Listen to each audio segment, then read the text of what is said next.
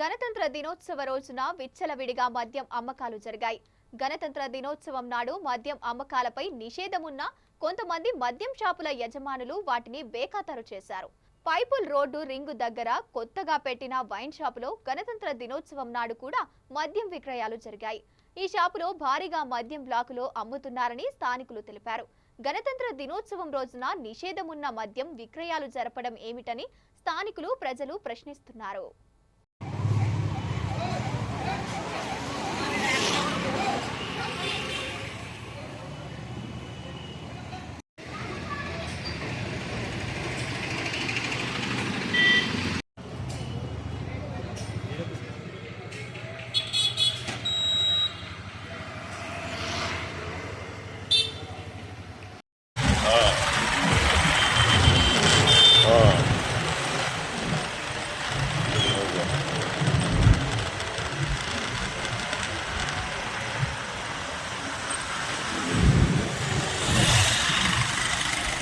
మనం ఈ వీడియోలో చూస్తున్నాం కదండి, ఎదురు షాప్ దగ్గర వీళ్ళు వైన్స్ మందు అమ్ముతున్నారు. వైన్ షాప్ దగ్గర అమ్మట్లా, ఎదురుగా మనం చూస్తుంటే ఇక్కడ నుంచొని ఈ షాపుల దగ్గర వైన్స్ అలా